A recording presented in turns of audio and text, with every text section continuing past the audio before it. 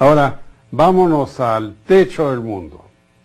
Nos vamos al lago Titicaca, el lago más alto del mundo, casi 4.000 metros, que tiene una serie de afluentes, el río Ramis, por ejemplo, tiene también la ciudad de Puno, la ciudad de Juliaca que está cerquita, y todo ese desagüe se va en gran parte al lago, ¿no? Y por ejemplo en Juliaca hay un botadero de basura y los líquidos que salen de ahí corretean hacia el lago y lo ensucian.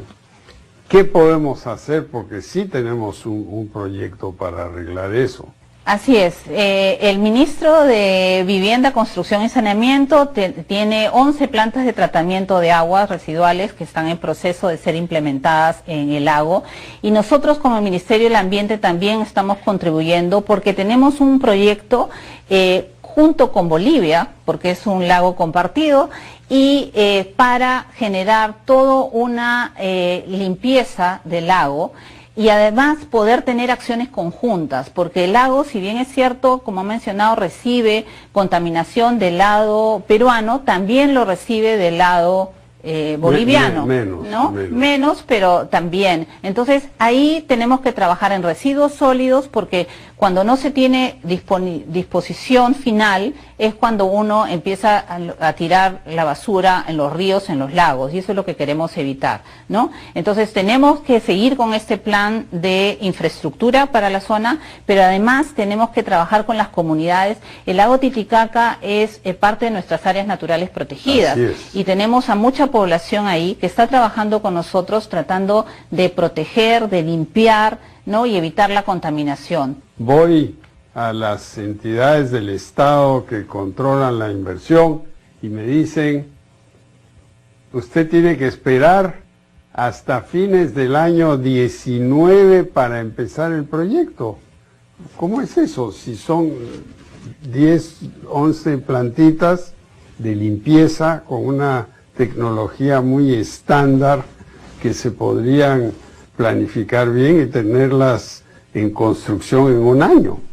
Sí, bueno, justamente el InvierteP está teniendo una salida al respecto, tratando de estandarizar ciertos proyectos. Entonces, por ejemplo, proyectos de residuos sólidos como proyectos también de estas plantas de tratamiento podrían entrar en una suerte de estándares similares, de tal manera que ya no se tenga tanto tiempo para hacer los expedientes técnicos. Creo que esa es una ruta importante, pero creo que la ruta también de trabajar con el sector privado de la mano nos va a facilitar esa acción. Necesitamos una reforma de los sistemas gubernamentales, demasiado lento. 1 metro cúbico de desagüe se trata así, 2 metros cúbicos se tratan así, 3 metros más allá, y son plantas completamente estándar, ¿no? Y aquí estamos reinventando todo con unos expedientes de este tamaño que debería estar todo digitalizado, ¿no? Tenemos que modernizarnos. En el caso del Ministerio del Ambiente, los estudios de impacto ambiental, por ejemplo, que son importantes para todo este tipo de obras, ahora tienen un esquema que puede ser más sencillo, ¿no? Y creo que sencillo sin dejar de ser técnicamente evaluados. Creo que eso es lo importante, porque se necesita de todas maneras. Plazos que se cumplan, plazos cortos, sistemas informáticos para que no estemos llenos de papeles. Creo que eso ayuda mucho en todo este proceso que menciona. Y el Perú es un país minero. Así es. Y muchas de las minas están en las cumbres, cerca de la fuente de las aguas. Y tenemos que controlar bien que las minas, los relaves, no contaminen los ríos, los arroyos, los lagos. ¿Hemos progresado en los últimos 20 años en esto o no? Yo creo que sí, porque en el sector ambiente hemos creado el organismo de evaluación y fiscalización ambiental para ver justamente las grandes inversiones. Antes esa evaluación o fiscalización se hacía desde el propio sector.